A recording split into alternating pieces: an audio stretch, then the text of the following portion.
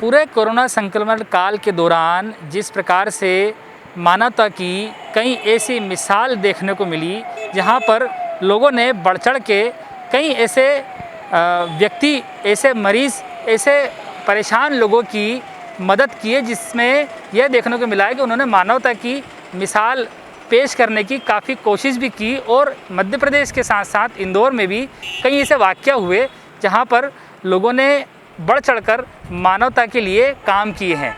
लेकिन जब कोरोना की दूसरी लहर की शुरुआत हुई, आनन फानन में कई ऐसी चीज़ें थी जिनकी ज़रूरतें लोगों को ज़्यादा से ज़्यादा लगी और उसकी काला बाज़ारी शुरू हुई।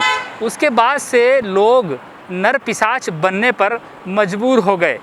यहाँ पर देखा यह गया है कि जो उपकरण ज़्यादा से ज़्यादा लोगों को ज़रूरत में आ रहे थे, उनकी काला बाज़ारी शुरू हुई। तकरीबन दुगने से चौगुने दामों में उन उपकरण को बेचा गया। यही एक मानवता को शर्मसार करने वाली जो बातें हैं, वह यहाँ पर हमें कोरोना की दूसरी लहर में देखने को मिला। उसी के साथ साथ उपकरण के बाद अब बात करते हैं हम उपचार के दौरान जो दवा और इंजेक्शन का इस्तेमाल होता है, उनमें कई ऐसी चीज़ें देखने को मिली जिससे हमें ऐसा लगता है कि इस पृथ्वी पर मानवता का जो हनन हुआ है, मानवता जो शर्मसार हुई है, उसको देखते हुए लगता है कि लोगों में अब यहाँ पर दया की भावना ही नहीं बची है। क्योंकि जो इंजेक्शन और जो दवाइयाँ थी, जिन मरीज़ों को समय पर लगना थी, उसके दाम तकरीबन 5 से 6 गुना ज़्यादा दाम यहाँ पर उनको देना भी पड़े। उसी के साथ साथ वह दवाई और इंजेक्शन नकली तक बेचे गए।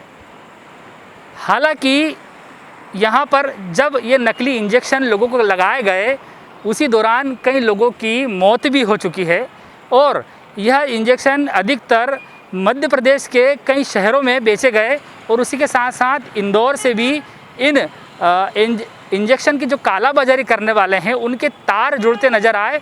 और जब क्राइम ब्रांच ने इस पर काम किया तो कई ऐसे पहलू निकल के आए जिसमें ऐसा लगा कि कहीं ना कहीं मानवता के नाम पर यहाँ पर काफ़ी बड़ा गोरख धंधा ऐसे लोगों ने शुरू किया था जिनको नर पिशाच कहना भी काफ़ी कम होगा।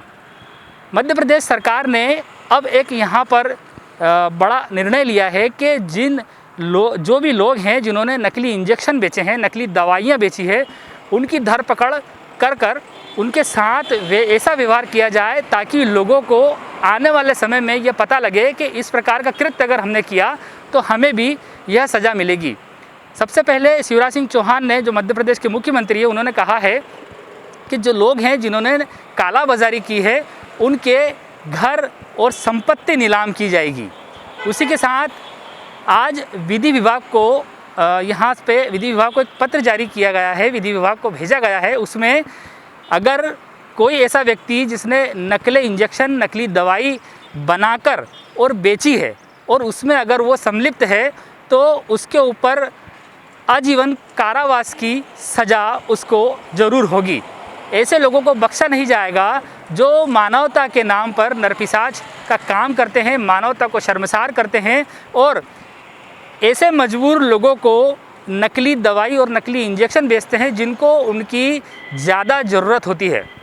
हम आपसे MP न्यूज़ के माध्यम से यही निवेदन करना चाहेंगे, कोई भी ऐसा व्यक्ति जो परेशान है, जो हताश है, जिसको ज़्यादा ज़रूरत है उन दवाओं और इंजेक्शनों की, उसको वाजिब दामों पर उसको पहुंचाया जाए उनके पास और उनकी सेवा की जाए ताकि वह लोग काल के ग्रास में जाने से बच पाएं।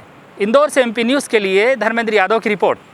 MP की नब्ज, MP का हाल, मध्य प्रदेश की हर खबर MP न्यूज़ TV के साथ। लगातार खबरों के लिए सब्सक्राइब करें हमारा YouTube channel MP news TV। Latest updates के लिए बेल आइकन दबाना जरा भी न भूलें।